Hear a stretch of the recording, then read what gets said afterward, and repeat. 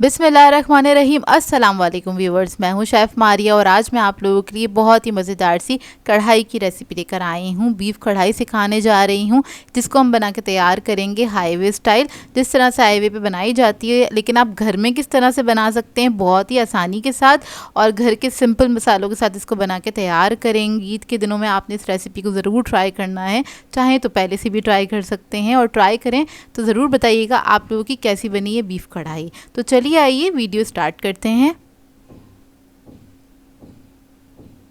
तो इसके लिए मैंने लिया है प्रेशर कुकर। इसके अंदर ऐड कर देंगे हम बीफ, 1 किलो के बराबर है। ये हड्डी वाला गोश्त लिया है मैंने, क्योंकि हड्डी वाले गोश्त के साथ जो बीफ कढ़ाई है बहुत मज़ेदार बन के तैयार होती है। और थोड़ा चिकना लिया है मैंने ना, आप लोग भी थोड़ा सा चिकना सा ले लीजिएगा। अब इसके अंदर हम नमक ऐड करेंगे 1/2 टीस्पून के बराबर। प्याज ऐड करेंगे 2 अदद मीडियम साइज़ की। लहसुन अदरक का पेस्ट ऐड करेंगे 1 टेबलस्पून। पानी ऐड करेंगे 1 लीटर के बराबर। इतना पानी ऐड कीजिएगा कि जो गोश्त है हमारा अच्छी तरीके से गल जाए। तो बस इसको मैंने थोड़ा सा हिला के देख लिया कि काफ़ी है कि नहीं। अब इसको कवर करेंगे और इसको पकने के लिए छोड़ देंगे। प्रेशर कुकर में तकरीबन मैंने आधा घंटा इसको कुक किया था मीडियम फ्लेम पे। इतने में क्या होगा, ये गोश्त हमारा अच्छे से गल जाएगा। तो देखिए गोश्त हमारा अच्छी तरीके से गल गया है। अब क्या करेंगे, इसको दूसरी पतीली में ट्रांसफ़र करेंगे। आप लोग चाहें तो कढ़ाई में भी इसको ट्रांसफ़र कर सकते हैं। यहाँ पर मैं पतीली का इस्तेमाल कर रही हूँ और जो इसका स्टॉक था उसी के साथ आपने ऐड कर देना। उसके बाद क्या करेंगे, इसके अंदर हम टमाटर ऐड करेंगे। तो 1 के 2 हिस्से कर लिए थे हमने टमाटर के, और टमाटर को आपने इस तरह से रख देना है। 6 से 7 अदद टमाटर का इस्तेमाल करेंगे। आधा किलो से थोड़े से ज़्यादा टमाटर हैं ये, इस तरह से रखेंगे। अब इसको कवर करके पकने के लिए छोड़ देंगे 10 से 15 मिनट के लिए। इतने में क्या होगा, टमाटर जो है थोड़े सॉफ्ट हो जाएंगे और इसका छिलका जो है उसको रिमूव करना आसान हो जाएगा। तो देखिए अब आपने क्या करना है, इसका छिलका जो है उसको रिमूव कर देना है इस तरह से। तो सारे जो टमाटर हैं उसके ऊपर से मैं छिलका हटा दूंगी।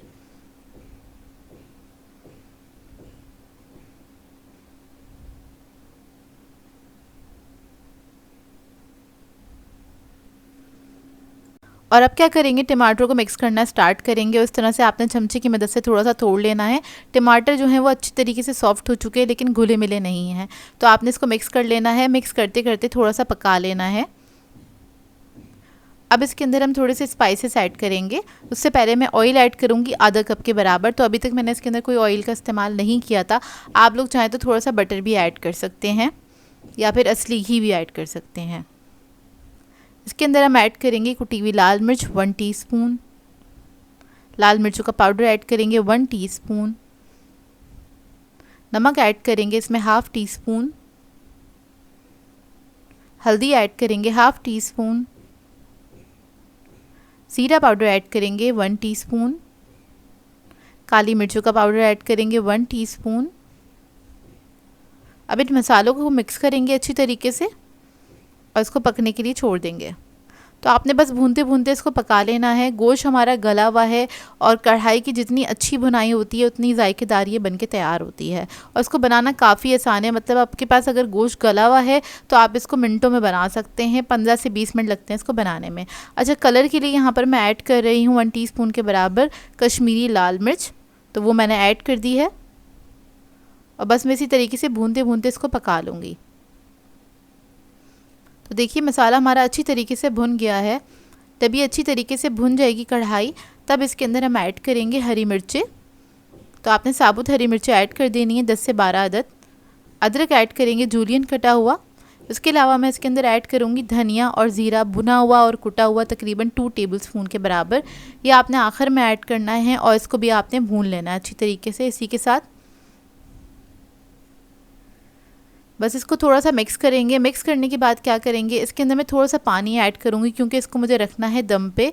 अगर पानी नहीं ऐड करेंगे तो मसाला जल जाएगा क्योंकि काफ़ी अच्छे से भुन चुकी है। तो बस थोड़ा सा पानी ऐड किया है मैंने 1/4 कप के बराबर। अब इसको मीडियम फ्लेम पे हम छोड़ देंगे दम पे 4 से 5 मिनट के लिए। तो देखिए इसको मैंने दम पे छोड़ दिया था। कढ़ाई हमारी रेडी हो गई है और ये बहुत जल्दी भी बन जाती है, बेहद मज़ेदार बन के तैयार होती है। तो ये देखिए रेडी हो चुकी है ये।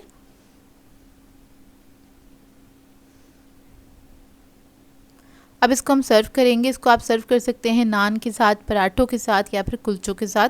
हाईवे स्टाइल ये बनके तैयार होती है। बेहतरीन रेसिपी है और बनाना भी बहुत ही आसान है। आप लोग इस रेसिपी को ट्राई करें तो अपना फीडबैक ज़रूर दीजिएगा। तो यहाँ पर मैं आपको गोश्त तोड़ के दिखा देती हूँ कितना अच्छा सॉफ्ट है, टेंडर बन के तैयार हुआ है, अंदर से जूसी है, ड्राई बिल्कुल भी नहीं हुआ और जायके में भरपूर है। आई होप आपको ये रेसिपी अच्छी लगी हो। मैं आप लोगों के लिए बहुत ही मज़ेदार से देगी यखनी पुलाव की रेसिपी लेकर आई हूँ, जिसको हम बनाएंगे घर के नॉर्मल मसालों के साथ और ये बहुत ही बेहतरीन बन के तैयार होता है। घर के अंदर आप किस तरह से देगी यखनी पुलाव बना सकते हैं तो इस रेसिपी में आपको पता चल जाएगा। और ईद आने वाली है तो इस ईद के मौके पे आप इस रेसिपी को ज़रूर ट्राई कीजिएगा और मुझे बताइएगा कि कैसी लगी आपको ये रेसिपी। तो इस वीडियो को लास्ट तक ज़रूर देखिएगा। तो चलिए ये वीडियो स्टार्ट करते हैं। तो यहाँ पर हम आ जाते हैं सबसे पहले गोश्त की तरफ। तो यहाँ पर मैंने बीफ का गोश्त लिया था 750 ग्राम्स के बराबर, बोनलेस लिया है और इसको मैंने बॉईल करने के लिए रख दिया था। तकरीबन 45 मिनट लगते हैं इसको बॉईल करने में, गलने में। और इसके अंदर मैंने कुछ भी नहीं ऐड किया था, बस बहुत सारा पानी डाला था और इसको मैंने पकने के लिए छोड़ दिया था मीडियम फ्लेम पे। तकरीबन 45 टू 50 मिनट्स में ये अच्छे से गल के तैयार हो जाता है। तो देखें बस ये गोश्त गल गया है। तो फर्स्ट स्टेप पे हमने गोश्त को गला लेना है, उसके बाद हमने बाकी के स्टेप्स करने हैं।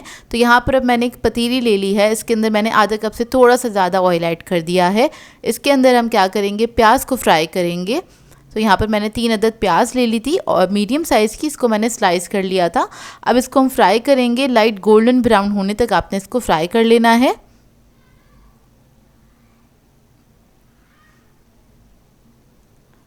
तो देखिए प्याज हमारी अच्छे से फ्राई हो गई है। अब इसमें से मैं थोड़ी सी प्याज निकाल लूँगी ऊपर डालने के लिए, दम पे डालने के लिए। तकरीबन आधी प्याज निकाल रही है और आधी प्याज मैंने पतीली में ही छोड़ दी है। अब इसके अंदर हम ऐड करेंगे ज़ीरा 1 टेबलस्पून के बराबर। अब इसमें ऐड करेंगे सौंफ कुटी हुई 1 टेबलस्पून के बराबर। साबुत धनिया ऐड करेंगे 1 टेबलस्पून, ये भी कुटा हुआ है।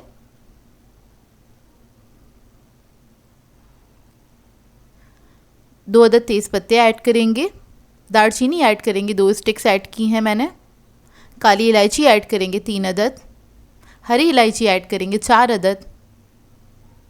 लौंगे ऐड कर देंगे इसमें 10 से 12 अदद और इसको मिक्स करेंगे अच्छी तरीके से, हल्का सा फ्राई करेंगे। फिर उसके बाद में थोड़ा सा पानी ऐड कर दूंगी ताकि ये मसाला जो है जले नहीं, प्याज का कलर ज़्यादा डार्क ना हो। बहुत थोड़ा सा पानी ऐड किया है। इसको मिक्स कर लेंगे अच्छी तरीके से, हल्का सा भून लेंगे। फिर इसके बाद हम इसके अंदर ऐड करेंगे लहसुन अदरक का पेस्ट 2 टेबलस्पून के बराबर। बादियन के फूल ऐड करेंगे इसमें 1 टेबलस्पून।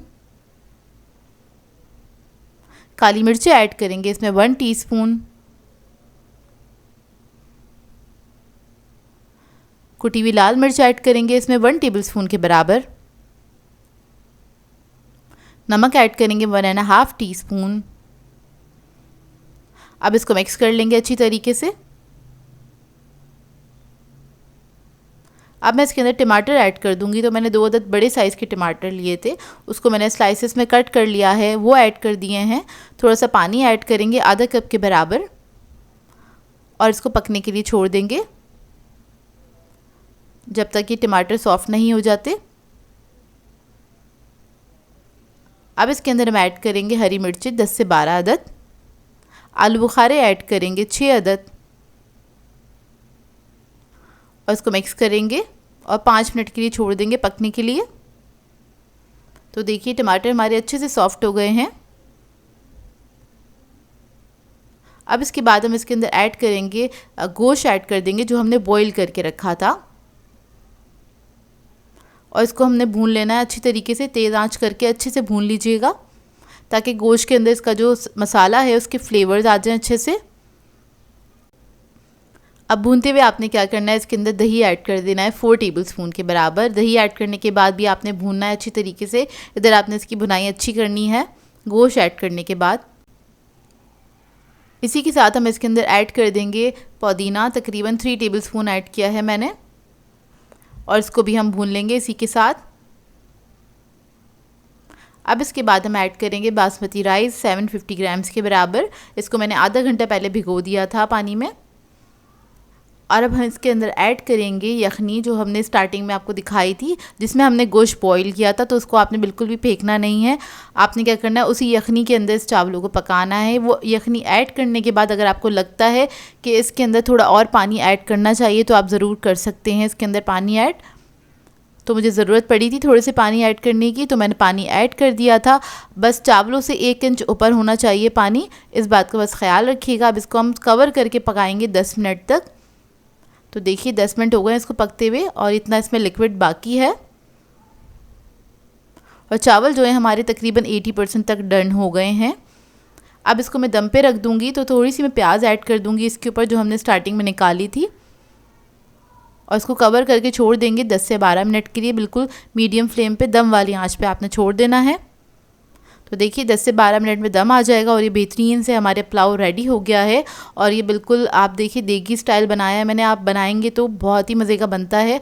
आपको ये रेसिपी बहुत पसंद आएगी। और उसी तरह से क्रीम कलर का बन के तैयार हुआ है।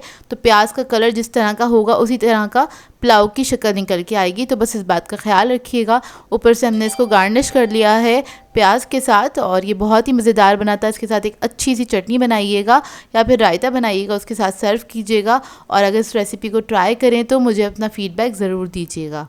के लिए कॉकटेल डिलाइट की रेसिपी लेकर आई हूँ, जो कि बहुत ही मज़ेदार बन के तैयार होता है। बहुत कम इंग्रेडिएंट्स में आप इसको बना के तैयार कर सकते हैं। और इसको हम 1/2 लीटर मिल्क के साथ तैयार करेंगे। इस डिज़र्ट को बना के आप काफ़ी सारे लोगों को सर्व कर सकते हैं। मतलब 6 से 8 लोग इजीली इस डिज़र्ट को एंजॉय कर सकते हैं। बहुत ही मज़ेदार बनता है। आप इसको दावत वगैरह पे बना के सर्व कर सकते हैं। स्पेशल डिनर्स पे बना के आप इसको सर्व कर सकते हैं। बच्चे बड़े सभी इसको एंजॉय करेंगे। तो इस वीडियो को लास्ट तक ज़रूर देखिएगा। वीडियो स्टार्ट करते हैं। तो यहाँ पर मैंने लिया था 1/2 लीटर मिल्क, इसको मैंने बॉईल करने के लिए रख दिया था। साथ साथ इसके अंदर हम ऐड कर देंगे शुगर, चीनी ऐड करेंगे 4 टेबलस्पून के बराबर, या फिर आप अपने टेस्ट के हिसाब से भी ऐड कर सकते हैं, कम या ज़्यादा जैसे आपको पसंद हो। दूध को हमने बॉईल करने के लिए रख दिया है। इतने में हम क्या करेंगे, कस्टर्ड पाउडर ले लेंगे, वनीला कस्टर्ड पाउडर। ये मैंने लिया था 2 टेबलस्पून के बराबर। 1/4 कप मिल्क के अंदर इसको मैंने डिज़ोल्व कर लिया है। इसको हम साइड पे रख देंगे। जब दूध हमारा बॉईल हो जाएगा, जब हम उसके अंदर ऐड करेंगे।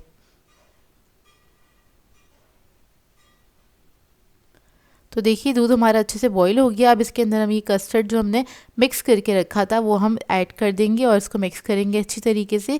1 से 2 मिनट तक इसको कुक करेंगे ताकि अच्छे से थिक हो जाए। और उसके बाद बस हम इसकी फ्लेम ऑफ करके रख देंगे ताकि ये थोड़ा सा ठंडा हो जाए। जब कस्टर्ड हमारा ठंडा हो जाएगा तो उसको एक बार आपने मिक्स कर लेना है। इसके अंदर कोई लम्स नहीं रहने चाहिए, थोड़ा सा स्मूथ हो जाइए। तो कस्टर्ड हमारा ठंडा हो गया, 10 से 15 मिनट में ठंडा हो जाता है। अभी तो मैंने एक जेली पका के रख ली थी, 1 पैकेट जेली, स्ट्रॉबेरी फ्लेवर लिया है मैंने। आप लोग कोई भी फ्लेवर ले सकते हैं इसके साथ। उसको बस मैंने कट कर लिया। जेली तो आप सबको पकानी आती ही होगी, मतलब 1 कप पानी के अंदर आपने इसको बॉईल कर लेना है। अब इस डिज़र्ट को असेंबल करने के लिए हमें चाहिए होगा टी केक। तो एक डिश ले ली है, उसके बेस में हम टी केक की स्लाइसेस लगा देंगे इस तरह से। उसके बाद कॉकटेल ऐड कर देंगे इसके ऊपर। तकरीबन 1 कप के बराबर हमारे पास कॉकटेल है। तो फ्रूट कॉकटेल ऐड करने के बाद हम इसके ऊपर थोड़ी सी जेली ऐड कर देंगे। बहुत ही सिंपल और बहुत ही आसान डिज़र्ट है, मिनटों में बनके तैयार हो जाता है। कभी भी आपके पास अचानक से मेहमान आ जाएं, आपके पास कम टाइम हो, तो आप इसको बना सकते हैं क्योंकि सारे इंग्रेडिएंट्स ऑलमोस्ट घर पे होते हैं और आप इसको आराम से तैयार कर सकते हैं। तो देखिए इसके बाद हमने क्या करना है, कस्टर्ड जो हमने पकाया था वो सारा इसके ऊपर ऐड कर दिया, उसको इवन कर दिया है। इसके बाद मैंने ले ली है विपिंग क्रीम, तो उसको मैंने विप्ड कर लिया था, सॉफ्ट पीक्स बनाई थी उसकी, और वो हम इसके ऊपर लगा देंगे तकरीबन 100 ग्राम्स के बराबर, यानी कि आधा कप मैंने क्रीम ली थी और उसको मैंने विप्ड कर लिया था। अगर आपके पास विपिंग क्रीम ना हो तो आप लोग टेट्रा पैक की क्रीम भी ले सकते हैं, मतलब डेयरी क्रीम भी लेके इसके ऊपर अप्लाई कर सकते हैं इस तरह से। बस एक लेयर हमने क्रीम की लगा दी है और उसको हमने स्मूथ कर दिया है, इवन आउट कर दिया है अच्छी तरीके से। उसके बाद इसकी डेकोरेशन के लिए हम फ्रूट कॉकटेल इस्तेमाल करेंगे और जेली का इस्तेमाल करेंगे, जिससे हमारा जो ये डिज़र्ट है बहुत ही खूबसूरत दिखेगा और ये खाने में भी बेहद मज़ेदार होता है। तो बस इससे मैं इसको डेकोरेट करूँगी। उसके बाद मैं इसको रख दूँगी फ्रिज में आधे 1 घंटे के लिए ताकि अच्छे से सेटल हो जाए, ठंडा हो जाए। उसके बाद आप इसको सर्व कर सकते हैं। तो देखिए इसको मैंने आधे घंटे के लिए रख दिया था फ्रिज में और ये अच्छे से सेट हो गया है। उसके बाद आप इसको सर्व कर सकते हैं। बेहद मज़ेदार बनके तैयार होता है ये। एक बार ज़रूर ट्राई कीजिएगा, मुंह में जाके बस मेल्ट हो जाता है। बहुत ही मज़ेदार बनता है और बहुत सिंपल सा है डिज़र्ट। इसको हर कोई बना सकता है और इसमें हमने कोई ज़्यादा स्टेप्स भी नहीं रखे, इंग्रेडिएंट्स भी कम रखे, कम क्वान्टिटी में मैंने आपको बनाना बताया है।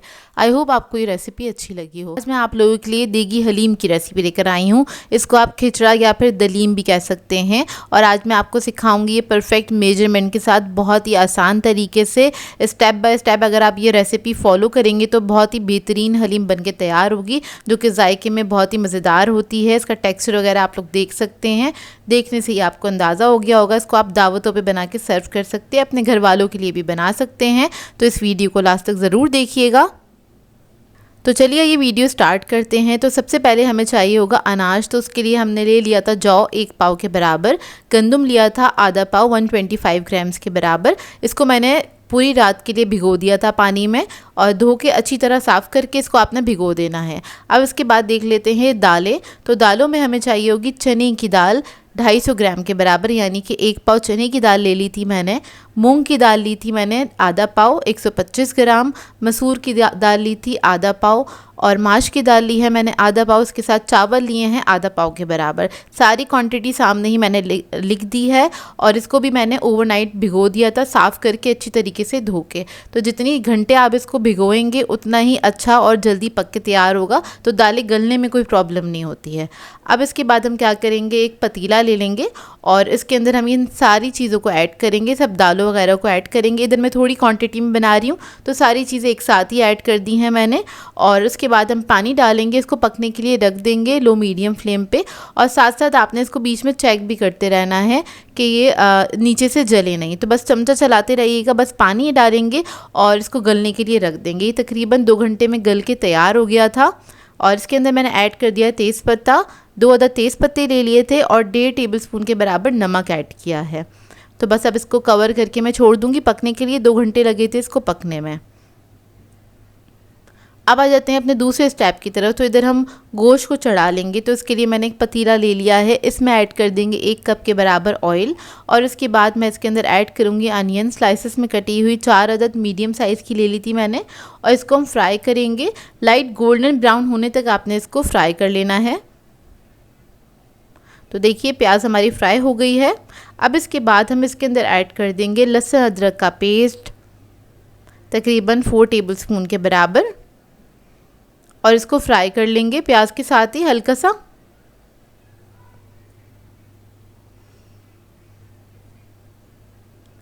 अब जैसे ही फ्राई हो जाएगा फिर हम इसके अंदर गोश्त ऐड कर देंगे। यहाँ पे मैंने 1.25 किलो के बराबर गोश्त लिया है और इसको मैंने बड़े पीसेस में कटवाया था ताकि रेशा अच्छा बन सके।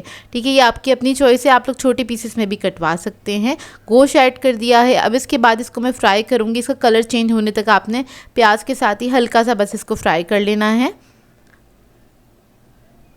और इसके साथ फैट भी थोड़ा सा ऐड है, थोड़ी सी चिकनाई भी ज़रूर ऐड करवाइएगा। तो देखिए गोश्त का कलर हमारा चेंज हो गया है। अब इसके बाद हम इसके अंदर ऐड कर देंगे हड्डियाँ गुड्डियाँ, बोन्स जो होती हैं, स्टॉक वाली जो बोन्स होती हैं वो ऐड कर दी हैं, ऑप्शनल है। अगर आप लोग ऐड करेंगे तो इसका जो टेस्ट है बहुत अच्छा बन के तैयार होता है। हलीम का 1 किलो के बराबर ले ली थी मैंने, इसमें 1 अदद नली भी ऐड है।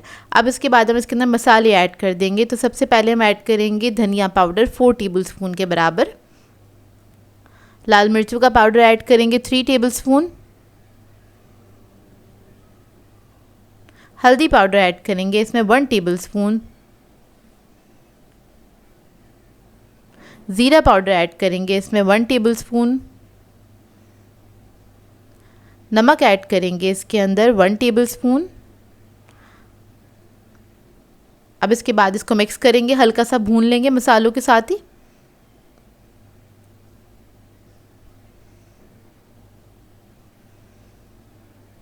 तो बस हल्का सा भूनने के बाद हम क्या करेंगे, इसमें पानी ऐड करेंगे इतना कि गोश्त हमारा गल जाए।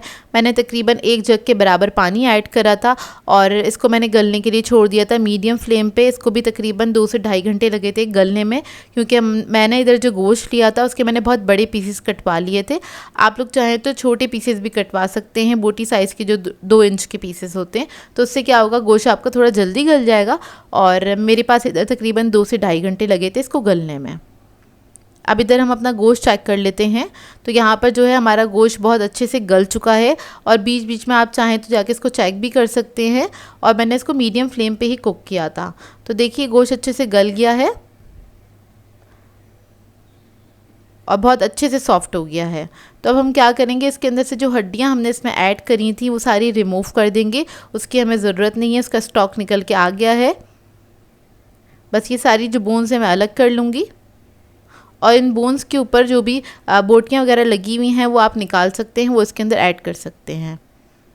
तो देखिए सारी बोन्स मैंने अलग कर ली। अब इसके बाद आप लोग चाहें तो एक वुडन स्पून से इस तरह से इसको कूट सकते हैं गोश्त को, या फिर आप लोग ये कर सकते हैं पोटैटो मैशर ले लीजिएगा। मैंने यही किया था कि पोटैटो मैशर ले लिया था, उसकी मदद से मैंने इसको अच्छी तरीके से मैश कर लिया था। तो ये इस तरह से रेशा रेशा अलग हो गया था, बहुत आसानी से हो गया था। और ये आपने गरम गरम गोश्त के साथ ही करना है, तभी आपका ये रेशा रेशा अच्छे से अलग हो जाएगा। तो देखिए इधर हमारा गोश्त तो रेडी है। अब हम दालों को चेक कर लेते हैं। तो दालों को भी मुझे तकरीबन 2 घंटे लगे थे पकने में और बीच में मैंने थोड़ा सा पानी भी ऐड किया था क्योंकि ज़रूरत थी इसके अंदर। अब हम क्या करेंगे, दालें वगैरह हमारी पक गई हैं, बस इसको घोटना रह गया है। तो हम क्या करेंगे, इसमें से तेज़ पत्ते जो हैं ये अलग कर लेंगे। तो इसकी भी अच्छी सी खुशबू आ चुकी है इसके अंदर। और इसके बाद आप क्या कर सकते हैं, पोटैटो मैशर की मदद से आप इसको इस तरह से अच्छे से मैश कर सकते हैं। इधर मैं क्या कर रही हूँ कि उसके अंदर आपको ज़्यादा टाइम लगेगा, तो इधर मैं हैंड ब्लेंडर यूज़ कर रही हूँ। इसके साथ भी आप आराम से इसको ब्लेंड कर सकते हैं। तो इसको हमने घोट लिया अच्छी तरीके से। अब क्या करेंगे, इन दोनों चीज़ों को हमने मिक्स कर देना है, गोश्त को और दालों को। तो इधर मैंने एक बड़े साइज़ का पतीला ले लिया है, इसके अंदर हम ऐड कर देंगे इन दोनों चीज़ों को। तो गोश्त को ऐड कर दिया है, दालों को भी ऐड कर दिया है। इसके बाद इस सबको हमने मिक्स कर लेना है। अब इन दोनों को मिला के आपने घोटना है। अगर आपके पास टाइम है तो आप लोग पोटैटो मैशर यूज़ कर सकते हैं या फिर घोटना जो होता है वो यूज़ कर सकते हैं, लेकिन इधर हम थोड़ी सी क्वांटिटी में ही बना रहे हैं हलीम, तो उसकी ज़रूरत नहीं होती है। तो बस इसको मैं मिक्स करूँगी, उसके बाद हैंड ब्लेंडर की मदद से इसको मैं ब्लेंड कर लूँगी ताकि ये अच्छी तरीके से मिक्स हो जाए और यकजान हो जाए। तभी यकजान होती है, तभी उसके बाद इसका जो एक हलीम का कलर होता है ना, वो निकल कर आता है। और इस ब्लेंडर को मैंने तकरीबन 5 से 6 मिनट तक चला लिया था इसके अंदर, तो ये अच्छे से मिक्स हो गया था। अच्छा, आप लोगों के पास अगर ये ब्लेंडर ना हो तो आप लोग जो ब्लेंडर जग होता है उसके अंदर भी हलीम को थोड़ा ठंडा करके फिर उसके अंदर भी आप लोग ब्लेंड कर सकते हैं, उसमें भी बहुत आसानी से ये ब्लेंड हो जाता है। तो ये दोनों चीज़ें बहुत अच्छे से मिक्स हो गई हैं। अब हम क्या करेंगे, इसके अंदर कुछ मसाले ऐड करेंगे और इधर मैं आपको टेक्सचर दिखा रही हूँ, देखें कितना अच्छा बन के ये तैयार हुआ है। अब हम इसके अंदर कुछ मसाले ऐड कर देंगे, जिसके अंदर मैंने जायफल जावित्री का पाउडर ऐड किया था 1/2 टीस्पून के बराबर। ये तीनों चीज़ें आपने लास्ट में ही ऐड करनी है। गरम मसाला ऐड करेंगे 1 टीस्पून। इसके अलावा हम इसके अंदर ऐड करेंगे चाट मसाला 2 टीस्पून के बराबर। तो ये तीनों चीज़ें आपने ऐड कर देनी है। अब इसके बाद हम क्या करेंगे, इसको मिक्स करेंगे। इसमें पहले पानी ऐड करेंगे। पानी आप लोग इतना ऐड कर दीजिएगा जितना कि आपको लगता है इसको पकाना चाहिए। मेरे हिसाब से इसको 45 मिनट्स तक और हमने कुक करना है, तो मैंने उसी हिसाब से पानी ऐड कर दिया था ताकि हलीम नीचे लगे नहीं, क्योंकि इस वक्त बहुत थिक था हलीम, तो अगर मैं इसको इस स्टेज पे पकाती तो ये नीचे से जलना शुरू हो जाता। तो मैंने तकरीबन 2 से ढाई गिलास के बराबर पानी ऐड किया, इसको मिक्स कर लिया अच्छी तरीके से। अब मैं कवर करके इसको मीडियम फ्लेम पे पकने के लिए छोड़ दूँगी 40 to 45 मिनट के लिए। उसके बाद ये हलीम रेडी हो जाएगा। तो ये आपने पकने के लिए मिक्स करने के बाद ज़रूर छोड़ना है, उसी से क्या होगा, इसका और कलर थोड़ा सा अच्छा सा एनहांस हो जाता है और ये सारी चीज़ें यकजान होने के बाद जब पकती हैं तो इसका टेस्ट भी मिक्स हो जाता है। तो इसको पकाना ज़रूरी है। तो ये देखिए हलीम हमारा पक के तैयार हो गया है और देखिए पतीले में आपको निशान नज़र आ रहा होगा साइड पे कि कितना कम हो गया, इतनी देर तक आपने इसको पकाना है। अब इसका हम तड़का रेडी कर लेते हैं। तो उसके लिए मैंने आधा कप ऑयल लिया है, आप लोग घी में भी इसका तड़का रेडी कर सकते हैं। इसके अंदर 1 अदद प्याज ले ली थी, मैंने इसको स्लाइस कर लिया था। इसको हम फ्राई करेंगे लाइट गोल्डन ब्राउन होने तक और उसके बाद हलीम के ऊपर इसका हम तड़का लगा देंगे। तो देखिए हलीम हमारा रेडी है, इसके ऊपर आपने इस तरह से तड़का लगा देना है और उसके बाद आप जो हरा मसाला है थोड़ा सा वो ऐड कर दीजिएगा, जिसके अंदर हम पुदीना ऐड करेंगे, अदरक ऐड करेंगे और थोड़ी सी हरी मिर्चें ऐड कर देंगे। ये हरा मसाला ऐड करने के बाद आपने क्या करना है, इसको मिक्स कर देना है इसी के अंदर, ताकि जो हरा मसाला है इसका भी एक फ्लेवर हलीम के अंदर आ जाए। इसको हमने पकाना नहीं है, चूल्हे पे से उतार दिया है मैंने। और आपने बस, क्योंकि हलीम इतना गर्म होता है और बहुत घंटों तक गर्म रहता है, तो इस स्टेज पे आपने बस इसको मिक्स कर देना ताकि हरे मसाले का अच्छा सा फ्लेवर इसके अंदर आ जाए। आई होप आपको ये रेसिपी समझ में आई हो। इसको ट्राई ज़रूर कीजिएगा और अपना फीडबैक ज़रूर दीजिएगा। आज मैं आप लोगों के लिए बहुत ही मज़ेदार सी आइसक्रीम की रेसिपी लेकर आई हूँ। आज मैं आप लोगों को सिखाने जा रही हूँ कुल्फ़ा बादाम आइसक्रीम। सॉफ्ट स्कूप ये आइसक्रीम बनके तैयार होती है, बाज़ार से कई गुना ज़्यादा अच्छी घर में बना के आप तैयार कर सकते हैं और बहुत ही आसान सी रेसिपी है, इसे कोई भी बना सकता है और बहुत ही मज़ेदार आइसक्रीम बनके तैयार होती है। इसको बना के आप लोग अपनी फैमिली को सर्व कर सकते हैं। वैसे भी गर्मियों का मौसम है तो ठंडी ठंडी सी आइसक्रीम बनाइएगा और अपने घर वालों के साथ इसको एंजॉय कीजिएगा। बच्चे बड़े सभी इसको एंजॉय करेंगे। आप लोग चाहें तो इसको दावतों में भी बना के सर्व कर सकते हैं। तो चलिए आइए वीडियो स्टार्ट करते हैं। तो इसके लिए सबसे पहले हमें बादाम चाहिए होंगे। बादाम मैंने लिए थे आधा कप के बराबर। इसको सबसे पहले हम ड्राई रोस्ट कर लेंगे। अच्छे से आपने इसको भून लेना है। अच्छी सी खुशबू आने लगेगी तो इसको हटा लेंगे और इसको कूट के रख लेंगे। अब उसी पैन के अंदर मैंने दूध लिया है 1 कप के बराबर और वो मैंने पैन में ऐड कर दिया था। चीनी ऐड करेंगे आधा कप, इसको मिक्स करेंगे। चीनी को अच्छे से डिज़ोल्व होने देंगे, थोड़ा सा पकने देंगे। फिर उसके बाद इसके अंदर मैं ऐड कर दूँगी खोया। तो इसके अंदर हम खोया ऐड करेंगे आधा कप के बराबर। ये ऐड करने के बाद इसको आपने अच्छी तरीके से पका लेना है, तकरीबन 5 से 6 मिनट तक खोए के साथ। खोया भी अच्छे से डिज़ोल्व हो जाएगा और इसके अंदर हम ऐड करेंगे बादाम का एसेंस। चंद कतरे ऐड करेंगे इसके अंदर बादाम के और इसको मिक्स कर लेंगे अच्छी तरीके से। आप लोग चाहें तो केवड़ा एसेंस भी ऐड कर सकते हैं या फिर रोज़ एसेंस ऐड कर सकते हैं। बादाम का एसेंस हो तो ज़्यादा अच्छी बात है। तो देखिए इसको पकते हुए 5 मिनट हो गए। अब इसको मैं उतार लूँगी चूल्हे पे से और ठंडा कर लूँगी। अब इसके लिए हमें चाहिए होगी क्रीम। विपिंग क्रीम का इस्तेमाल कर रही हूँ, 400 ग्राम्स के बराबर है। इसको क्या करेंगे, जल्दी से आपने क्या करना है, इसको विप्ट कर लेना है इलेक्ट्रिक बीटर की मदद से। 5 से 6 मिनट लगेंगे और इसको आपने, इसकी जो पीक्स हैं आपने सॉफ्ट रखनी है, ज़्यादा हार्ड नहीं करना है इसको। तो देखें क्रीम हमारी विप्ट हो गई है। जैसी क्रीम विप्ट हो जाएगी तो इसके अंदर जो हमने मिक्सचर बना के रखा था खोए का, वो हम इसके अंदर ऐड कर देंगे और इसको हम मिक्स कर लेंगे अच्छी तरीके से। तो देखिए इसको भी मैंने अच्छे से मिक्स कर लिया है। अब इसके अंदर हम बादाम ऐड करेंगे। तो थोड़े से बादाम हम बचा लेंगे ऊपर से गार्निश करने के लिए। बाकी सारे बादाम मैंने कूट लिए थे, वो मैंने सारे इसके अंदर ऐड कर दिए हैं। इसको भी मिक्स कर लेंगे अच्छी तरीके से। मशीन का काम हमारा ख़त्म हो गया। अब क्या करेंगे, इसको स्पैचुला की मदद से एक बार अच्छी तरीके से मिक्स कर लेंगे। तो आइसक्रीम का जो मिक्सचर था वो हमारा रेडी हो गया है। इधर हम क्या करेंगे, एक एयर टाइट कंटेनर ले लेंगे, उसके अंदर सारा ये मिक्सचर ट्रांसफ़र करेंगे और इसको ऊपर से आपने लेवल कर लेना है इस तरह से। इसमें कोई एयर बबल नहीं होना चाहिए, इस बात का ख्याल रखिएगा। और ऊपर से गार्निश करेंगे बादाम के साथ।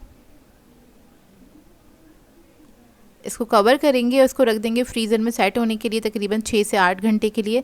मैंने इसको ओवरनाइट रख दिया था फ्रीज़र में, ताकि आइसक्रीम जो है बहुत अच्छी तरीके से जम जाए। वैसे भी बहुत ज़्यादा गर्मी है तो हो सकता है थोड़ा ज़्यादा टाइम भी लग सकता है। तो देखिए बहुत अच्छे से सेट हो गई है।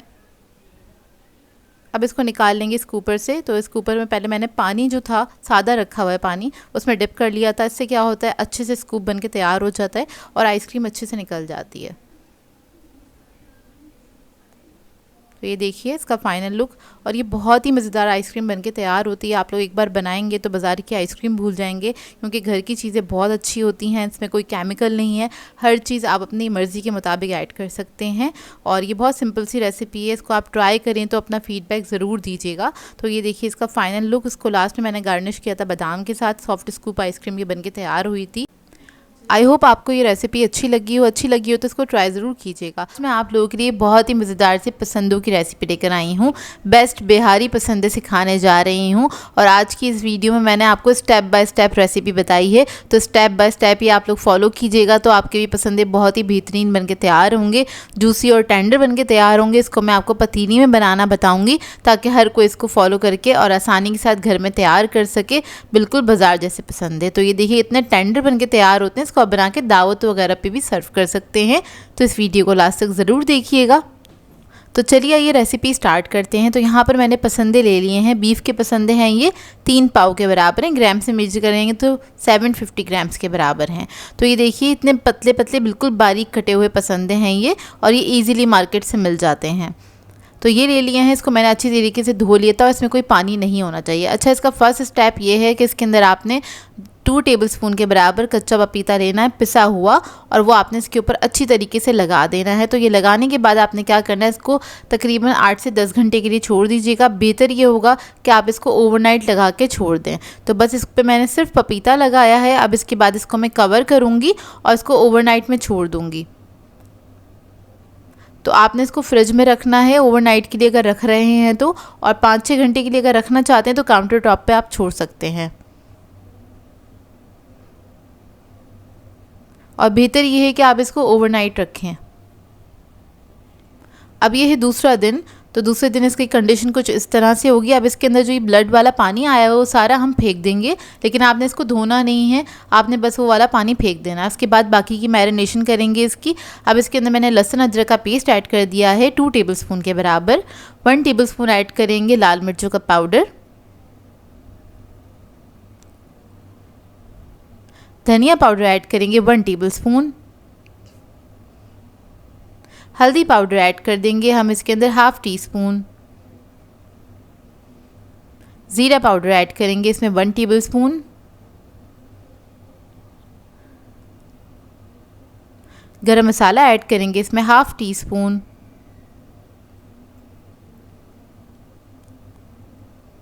कबाब चीनी ऐड करेंगे इसमें 1/2 टीस्पून। जायफल जवित्री का पाउडर ऐड करेंगे 1/2 टीस्पून। नमक ऐड करेंगे इसमें 1 टीस्पून के बराबर।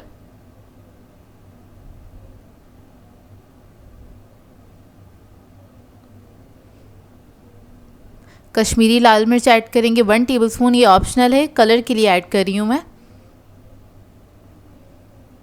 पिसी हुई प्याज ऐड करेंगे, यानी कि तली हुई पिसी हुई प्याज है ये 1/2 कप के बराबर, और इसका आपने पाउडर ऐड कर देना इस तरह से। दही ऐड करेंगे इसमें आधा कप।